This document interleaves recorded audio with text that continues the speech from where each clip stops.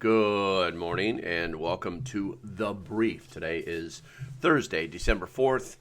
And before we get into it, I want to thank Jace Medical for allowing me to shill for their products because let's face it, guys, they're the best. They're the best. It's that easy. When your girlfriend wakes you up in the middle of the night and says, honey, I need the Jace case. Girls, you know what I mean.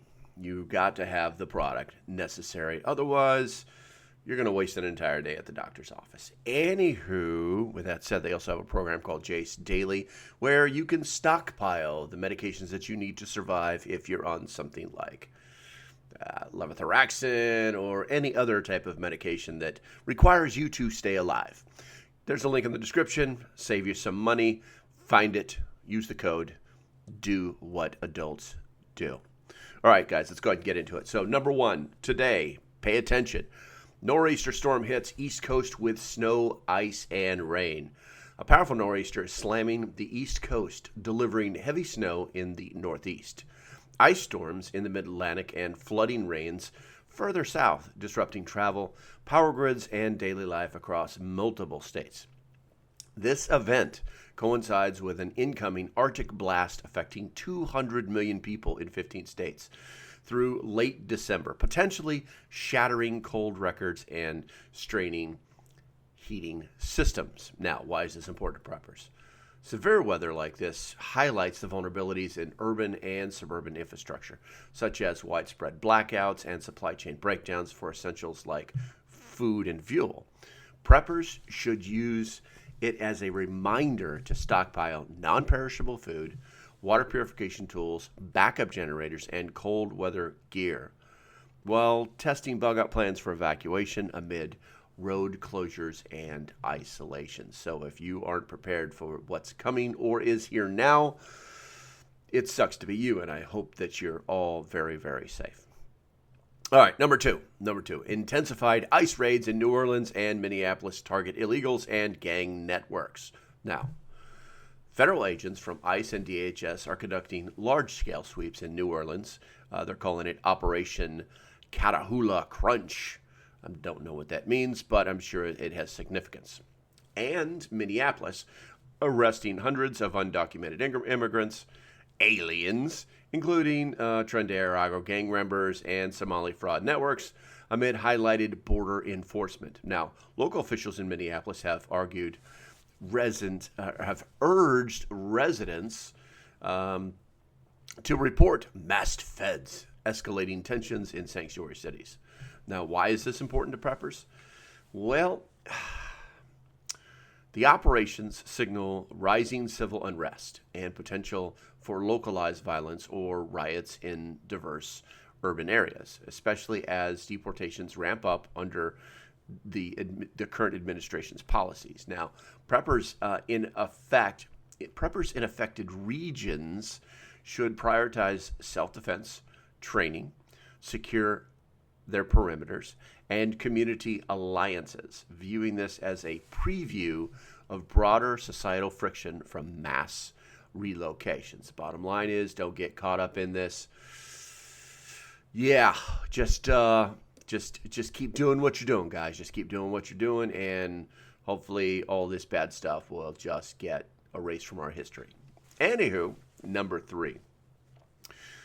President Trump revokes the Biden-era fuel economy standards, erasing auto regulations. President Trump announced the rollback of stringent fuel efficiency mandates, also known as CAFE rules, from 2027 to 2031. Vehicles projecting $109 billion in savings for consumers. That's B with a billions. A billions with a B. Saying that backwards this morning because it's too damn early. For savings for consumers and freeing up production of affordable trucks and cars previously blocked by emission rules. This move prioritizes energy independence over green mandates. Thank goodness. Potentially lowering gas prices further. 31 states already have $3 a gallon gas, which is super duper good. Now, why is this important to preppers? Well, it's cheaper. More reliable vehicles enhance mobility for bug-out scenarios or rural locations, but it underscores fuel dependency risks if global tensions, basically the Middle East, spike prices. preppers should stock extra fuel stabilizers, siphoning tools, and off-road tires, while monitoring how deregulation could directly boost short-term economic stability before any kind of real volatility hits. Yeah.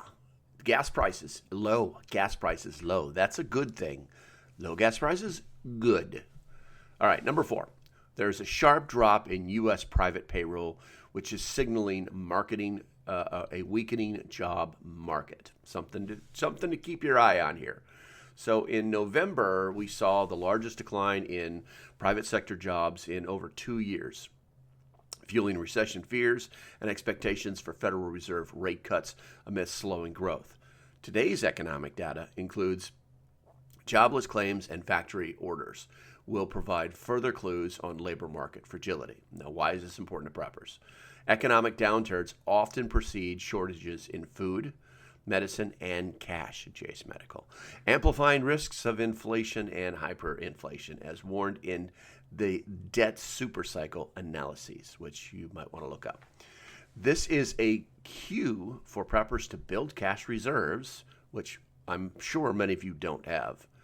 Diversify income, but it's your chance. This is your chance.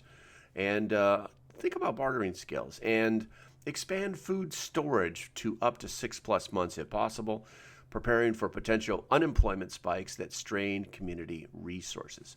Guys, the simple rule is 3 months. If it's 3 months for a wedding ring, then it should be 3 months salary tucked away someplace in case you lose your job, because it takes about 3 months to find a job. It's as simple as that. Number 5, and the last thing, Trump pardon of entertainment executive highlights justice system overhaul. Watching those wheels, those cogs in our government getting changed from what they were before. Now, President Trump issued a pardon for a man named Tim Lewicki, a former entertainment executive, indicted by indicted by his own DOJ for bid rigging just months earlier, amid broader scrutiny of federal prosecutions.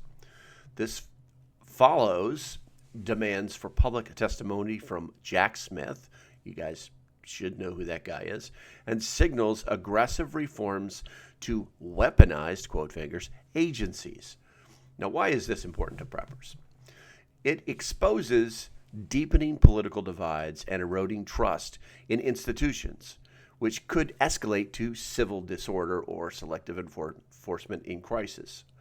Now, preppers wary of government overreach should focus on OPSEC, operational security, legal self-education, and off-grid networks, as this previews a fragmented justice landscape where alliances and documentation become survival tools.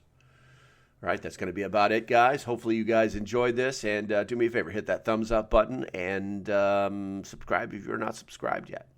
Until the next time, stay vigilant. And that was easy.